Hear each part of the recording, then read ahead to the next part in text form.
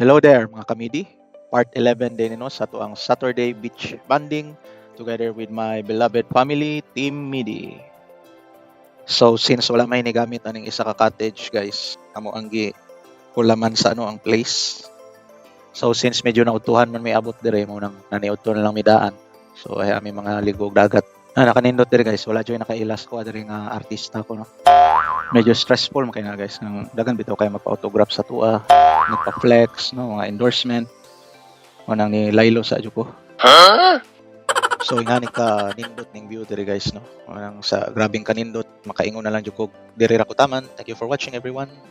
Babus.